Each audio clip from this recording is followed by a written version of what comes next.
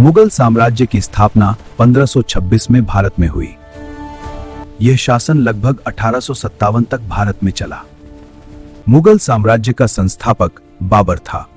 बाबर ने इब्राहिम लोदी को हराकर सत्ता स्थापित की। यह युद्ध पानीपत में हुआ। प्रमुख मुगल शासक 6 माने जाते हैं। मुगल साम्राज्य का अंत 1857 में हुआ।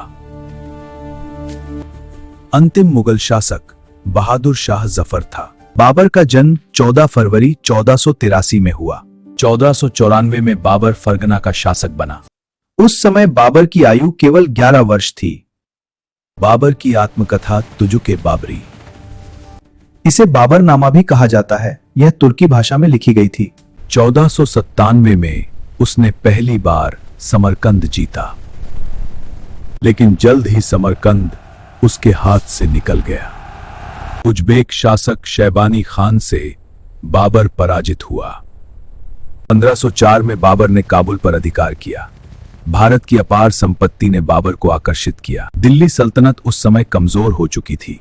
अफगान और राजपूत शक्तियों में संघर्ष चल रहा था और इसी कारण बाबर ने भारत की ओर रुख किया। बाबर का पहला आक्रमण 1519 में हुआ। उसने बाजौर और भेरा क्षेत्रों पर हमला किया। यहीं पहली बार बारूद और तोपों का प्रयोग हुआ। इसके बाद बाबर ने कई और आक्रमण किए। लाहौर तक बाबर का नियंत्रण स्थापित हो गया। 1526 में बाबर का 5वां आक्रमण हुआ। पानीपत में बाबर और इब्राहिम लोदी आमने सामने आए। लोदी की सेना संख्या में बहुत बड़ी थी। बाबर की सेना कम लेकिन रणनीति मजबूत थी। बाबर ने तुलुगमा और रोमी पद्धति का उपयोग किया। तोपों के कारण युद्ध का परिणाम बदल गया। युद्ध में इब्राहिम लोदी मारा गया। दिल्ली और आगरा पर बाबर का अधिकार हो गया। 1527 में खानवा का युद्ध हुआ।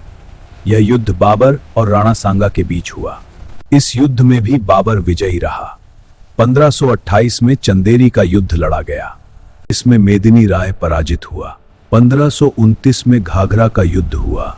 अफगान और बंगाल की संयुक्त सेना हार गई। 1530 में आगरा में बाबर की मृत्यु हुई। बाद में बाबर को काबुल में दफनाया गया। बाबर के बाद हुमायूं गद्दी पर आया। बाबरनामा मुगल इतिहास का महत्वपूर्ण स्रोत है। इसमें भारत की प्रकृति और समाज का वर्णन है। बाबर ने भारत को कारीगरों का देश बताया। बाबर ने कई नई युद्ध तकनीकें भारत में लागू की। आज के वीडियो में बस इतना ही।